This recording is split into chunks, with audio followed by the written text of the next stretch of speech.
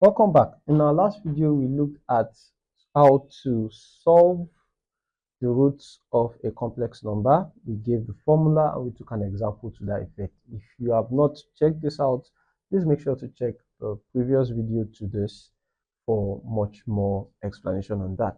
Today, we are going to be looking at the nth root of unity, which also uses the same roots of a complex number, but for a particular, specific, and interesting kind of complex number, which is the unity. Now, of course, we can define this complex number as z equals 1, right, as the unity value. We can define this in this case. And of course, do not forget that this is definitely the same thing as 1 plus 0i. As always, remember, 0 times I would still give you 0, so you return back to unity. Now, the beauty about doing this is because if you compare with z equals x plus iy, you then have that the value of x would be 1, and then the value of y will be 0. So that r, which is the modulus, which is x squared plus y squared, will then become the square root of 1, which is of course 1. And then theta, which is the arctan of y over x, in this case, would now be the same thing as the arctan of 0. And of course, in this case, you'd have that to be 0, which is still in rads, 0 rads. Do not forget, and this is something very, very important to also point out, that you should always be very, very particular about the signs of your complex number. The signs affect what part or what direction your complex number will be in, and that would of course affect the argument of the complex number. Now, in this case, based on these two values, we can say that z equals 1 can be written as 1 multiplied by the cosine of theta plus I sine theta. Of course, we can write this as cos 0 plus I sine 0, because theta is in fact 0 rads. Now, if we were to rewrite this in terms of the nth root, then we would see that this would imply that the nth root of unity would simply be 1 raised to the power of 1 over n, which is still 1, of course, cosine of theta of 0, which is theta, plus 2k pi over n, because we are looking for the nth root, plus I sine 0 plus 2k pi over n. Now, this is interesting to keep in mind at this point, because by the value of this concept, it means that we can say that the nth root of unity would be equal to cosine of 2k pi over n plus I sine 2k pi over n.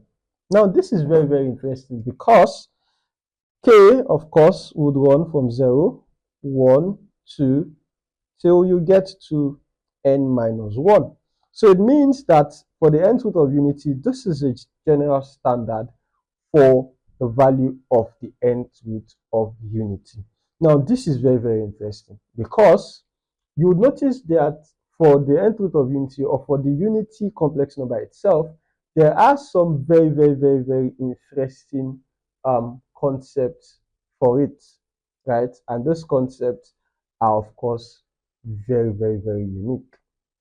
One of the most unique concepts for this is the fact that, first and foremost, you will have that first, all the roots of the unity lie on the unit circle, because the modulus is 1, right? Well, the modulus, of course, is the radius.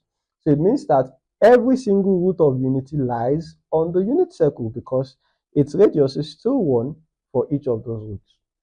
Second, if you were to take these roots, right, the roots of unity are all equally spaced. Now, when you say equally spaced, you are saying that if you were to draw them diagrammatically, you would be able to form vertices around them such that you would have yourself a regular n-sided polygon. Now, of course, these n-sided polygons continue for the regular polygons that you know of. For instance, when n is equal to 3, the cube roots of unity would give you an equilateral triangle. They will form vertices of an equilateral triangle. For the fourth root of unity, they will form vertices of a square, right?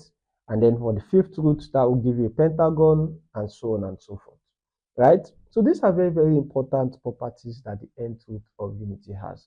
However, one thing to keep in mind is that solving it still follows the same process, still uses the same formula as the standard roots of a complex number. You are not doing anything separately different. You're not doing anything other than that. It's just meant for you to be able to rewrite that in terms of those formula representations, which is what we have just done, right? So I'm sure this has clarified some things for you, right? And I'm sure you'll be able to solve this in other cases. Now that this is done, we can now move forward to the next part of our module, which is to discuss on the concept of complex functions. What we have done so far in the last few videos has been to look at the concept of complex numbers in detail. So now we will look at the concept of complex functions, which of course are still built off complex numbers. We would see what and what are the essentials that we need to know under that concept. As always, make sure to like, share, and subscribe, and turn on your notifications so that you are aware of when our next video drops.